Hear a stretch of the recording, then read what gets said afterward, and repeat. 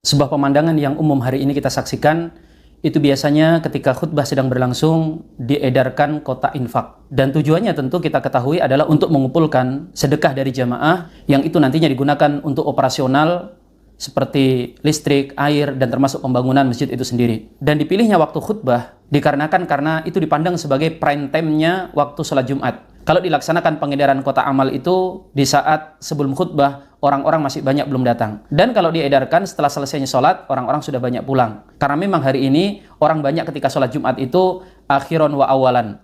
Ketika datang dia paling akhir, ketika pulang dia paling awal. Jadi nggak sempat lagi berzikir sampai Allahumma antas salam. Begitu salam, lantas jalan, kata orang. Padahal kalau kita kembalikan kepada hadis-hadis Nabi SAW, ada larangan untuk berbuat sia-sia ketika khutbah sedang berlangsung.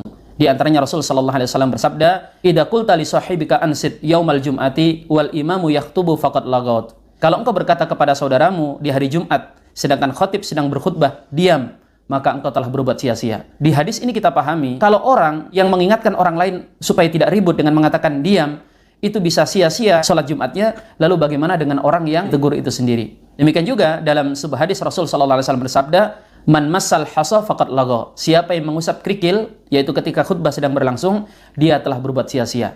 Bayangkan, ini mengusap kerikil, padahal mengusap kerikil itu kan aktivitasnya tidak terlalu banyak. Itu sudah bisa menjatuhkan kepada kesia-siaan, lalu bagaimana dengan aktivitas kesibukan lebih banyak?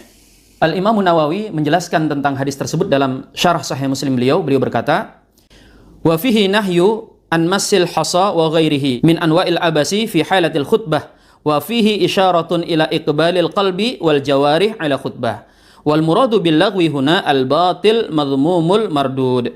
Di hadis ini kata beliau, jelas ada larangan mengusap kerikil dan hal-hal sia-sia lainnya yang bisa memalingkan daripada menyimak khutbah Jumat. Dan hadis ini menjadi dalil perintah untuk khusyuk ketika khutbah sedang berlangsung. Dan beliau mengatakan makna sia-sia di sini adalah batil, tercela, dan tertolak. Dan bagaimana hukumnya? Di sini terjadi perbedaan pendapat. Mayoritas ulama mengatakan bahwa mendengarkan khutbah Jumat itu hukumnya wajib.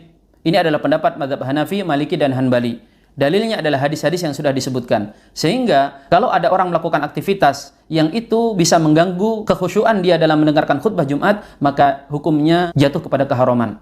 Sedangkan di mazhab Syafi'i masyhur bahwa mendengarkan khutbah itu hukumnya sunnah. Sehingga bisa kita simpulkan, sebagian ulama bisa menghukumi hukumnya haram, sedangkan sebagian ulama minimal menghukumi sebagai perbuatan makruh. Jadi kalau mengusap kerikil saja itu bisa makruh, lalu bagaimana dengan kotak amal? Akan menyebabkan orang yang mendengarkan khutbah itu melakukan aktivitas yang lebih banyak. Mulai dari menggeser kotak infak, kemudian membuka dompet, kemudian mengeluarkan uang, bahkan kemudian didahului dulu dengan milih-milih dulu mana yang paling kecil nominalnya, kemudian melipat-lipatnya, kemudian memasukkannya, kemudian menggeserkannya. Sehingga kerikil yang diusap saja bisa jatuhkan kepada lagwu, bagaimana lagi dengan kotak amal. Sehingga sebaiknya takmir masjid tidak melakukan ini atau mensiasati dengan cara yang lain. Dan solusi terbaik dalam masalah ini adalah tidak hanya menuntut takmir untuk mencari solusi. Yang terbaik adalah kita semua, para jemaah masjid tersebut, turut memikirkan masalah ini. Terutama antum yang diberikan amanah harta. Sepakat kira-kira kebutuhan masjid ini berapa per bulannya. Kalau ada 20-30 orang jemaah yang mau melakukan itu, selesai masalahnya. Masalahnya kita hari ini, kita tidak mau turut andil untuk menyelesaikan masalah agama kita.